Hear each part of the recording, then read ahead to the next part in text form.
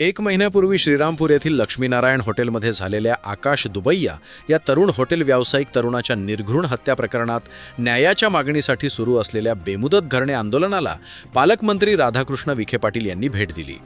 प्रत्यक्ष मारेकरी गजाआड असले तरी या हत्येमागील मुख्य सूत्रधाराचा शोध घेऊन सर्व आरोपींवर तात्काळ मोका अंतर्गत कारवाई करावी या मागणीवर पीडित कुटुंबीय ठाम असून पालकमंत्र्यांच्या भेटीनंतरही आंदोलन सुरूच ठेवण्याचा पवित्रा त्यांनी घेतला आहे.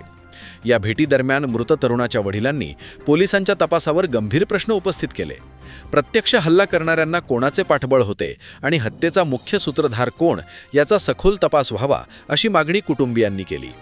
जोपर्यंत मुख्य सूत्रधारावर कठोर कारवाई होत नाही आणि मोका लावला जात नाही तोपर्यंत आंदोलन मागे घेणार नाही असा इशारा पीडितांनी दिला. एक महिन्यापूर्वी श्रीरामपूरमध्ये माझ्या हॉटेलमध्ये लक्ष्मीनारायण या ठिकाणी ज्या गुंडांनी माझ्या मुलाची हत्या केली, निर्गुण खून केला, ते आरोपी जेलबंद आहेच. पण या संपूर्ण घटनेच्या मागे, या गुंडांच्या मागे कोणती ताकद आहे, कोणती संघटना, कोणत्या टोळ्या यांच्या माग आहे, की कोण मोठे गुंड ज्यांच्या जीवावर यांनी एवढी मोठी घटना घडून आणली. या घटनेमागे असलेले सर्व आरोपी गुंड टोळ्या या डिपार्टमेंटने शोधून काढल्या पाहिजे व या सर्वांवर कठोर कारवाई झाली पाहिजे.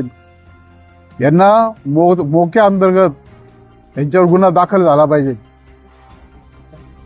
आज या ठिकाणी आपल्या जिल्ह्याचे पालकमंत्री नामदार राधाकृष्ण विखे पाटील या ठिकाणी आले, आम्हाला भेट दिली व आमचे सर्व प्रश्न जाणून घेतले. तसेच डिपार्टमेंटलाही काही सूचना त्यांनी या ठिकाणी केल्या कारवाई संदर्भात, आमच्याशीही बोलले. पण आम्ही या ठिकाणी त्यांना स्पष्टपणे सांगितलं की प्रत्यक्षात जोपर्यंत सर्व गुन्हेगार धरले जात नाही, यांच्यावर कारवाई होत नाही, यांच्यावर मोका लागत नाही, तोपर्यंत आमचे धरणं आंदोलन चालूच राहील. आंदोलनाच्या चालता पालकमंत्री राधाकृष्ण विखे पाटील यांनी पीडित कुटुंबाची भेट घेत सांत्वन करत संबंधित गुन्हेगारांच्या टोळीवर नक्कीच कठोर कारवाई होईल असे आश्वासन पीडित कुटुंबाला देत हे संपूर्ण प्रकरण जलदगती न्यायालयात चालवण्यासाठी मुख्यमंत्र्यांकडे तातडीने पाठपुरावा करणार असल्याचं सांगत अटकेतील आरोपींना कारागृहात विशेष सवलती किंवा VIP वागणूक मिळत असल्याच्या तक्रारींची तत्काळ चौकशी करण्याचे आदेश देखील दिले.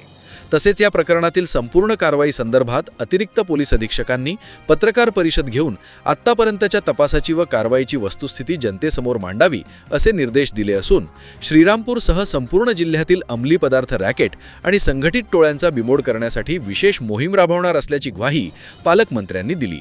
खरं दुर्दैवी घटना होते. आता एक महिना होत आला तर कारवाया सुरू आहेत विभागाच्या. बऱ्याच वेळा कधी कारवाया डिस्क्लोज करणं सुद्धा उघड करणं मग येणाऱ्या तपासामध्ये अडथळे येऊ शकतात. म्हणून मला वाटतं काही बाबतीमध्ये थोडी त्यातली गोपनीयता पाळली गेलेली आहे. माझी अपेक्षा एवढीच आहे, आता मी नातेवाईकांशी बोललो आहे, त्यांच्या भावना तीव्र आहेत, जनतेच्या भावना तीव्र आहेत आणि त्यामुळे आता विशेष करून फास्ट ट्रॅकवर ते प्रकरण घेऊन जावं. तिथं आपण मागणी मी माननीय मुख्यमंत्र्यांना स्वतः विनंती करतो आहे की फास्ट ट्रॅकवरच गेलं पाहिजे. त्यानंतर मुख्यमंत्री महोदय सकारात्मक आहे आणि जे काही आज आरोपी बाहेर आहेत, फरार आहेत किंवा जे आज अटक केलेले आहेत, त्याच्यासुद्धा आरोप आहेत की त्यांना जेलमध्ये VIP ट्रीटमेंट मिळते, त्यांच्या बऱ्यापैकी सगळं देखभाल चालू आहे व्यवस्थित. आता अनेक तक्रार आहे, वस्तुस्थिती मला माहीत नाही, अशा अनेक बाबी आहेत की ज्याच्यामुळे लोकांमध्ये चीड आहे की प्रशासनाकडून योग्य दखल घेतली जात नाही किंवा कारवाई होत नाही.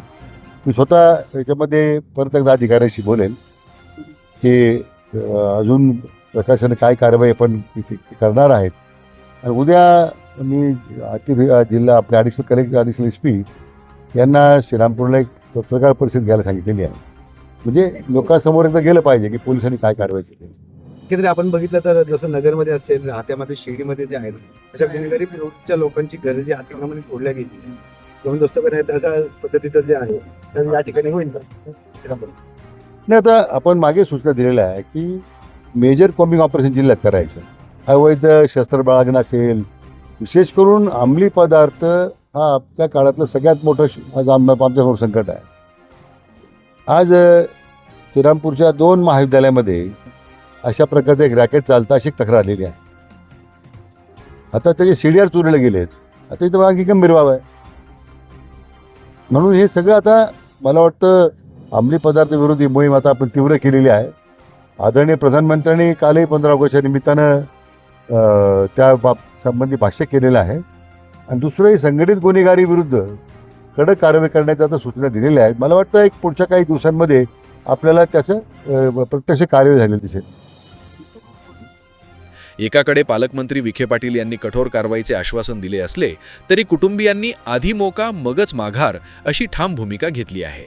आता पोलीस प्रशासन मुख्य सूत्रधारापर्यंत पोहोचून मोका अंतर्गत कारवाई कधी करणार याकडे संपूर्ण जिल्ह्याचे लक्ष लागले आहे. याविषयी S न्यूज मराठी वाहिनीने घेतलेला ब्युरो रिपोर्ट.